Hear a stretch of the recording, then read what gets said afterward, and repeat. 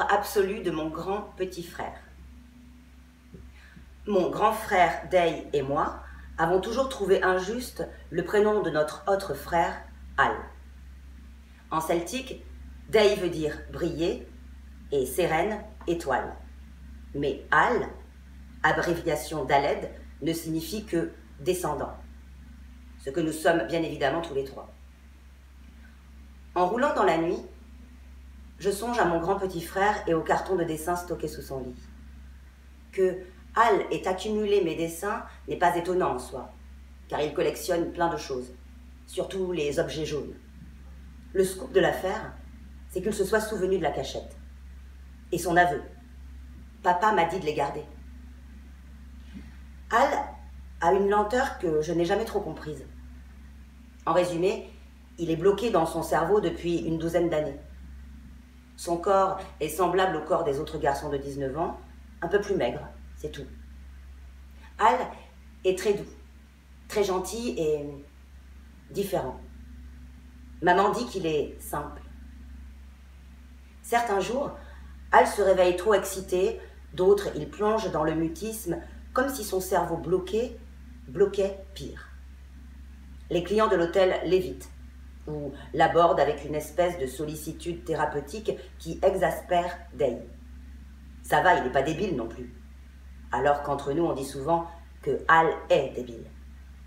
Il est donc bizarre que mon père lui ait donné quelque instruction que ce soit, et encore plus étonnant qu'Al s'en soit souvenu. Pourtant, il a clairement retenu les recommandations de mon père. Et au vu du degré de nullité de certains dessins, il a nourri cette collection durant 6 années. Afin de constituer mon portfolio pour la Welsh Academy of Arts, j'avais soulevé toutes les piles de magazines dans le salon, fouillé les caisses en bois de la cuisine et renversé les paniers sous l'escalier. Al m'observait, maigre et muet. Je commençais à tirer un trait sur le portfolio quand Al m'entraîna à l'étage, vers sa chambre. Il glissa sous son lit, en poussant des cris aigus, on aurait dit un coq de bruyère. Crise d'épilepsie, ai-je pensé, en ramassant vite une chaussette à enfoncer entre ses dents. Je tentais de le tirer de sous le lit pour lui enfoncer la chaussette, mais Al se débattait, s'enfonçant plus loin.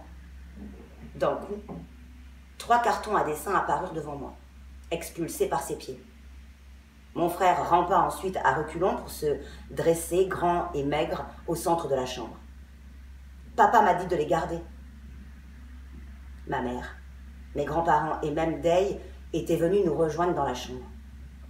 Ils passèrent un bon moment à admirer chaque dessin après avoir applaudi Al pour sa persévérance. Depuis les fameuses circonstances, jamais autant de gens n'avaient souri. Mon grand-père, Pompon, déclara que protéger ces 3 cartons à dessin constituait l'œuvre absolue de mon grand petit frère. Maman vit ma tête, c'est quand même moi l'auteur de ces dessins, mais au lieu de me féliciter, elle s'émerveilla de l'intelligence de mon père. Sérène, tu imagines la capacité d'adaptation de Peter? Il te connaissait si bien, ma chérie. Quoi qu'il en soit, je regrette de ne pas avoir remercié Al. La situation semblait alors trop bizarre, mais ici, sur cette route noire, je voudrais lui dire à quel point il est brillant.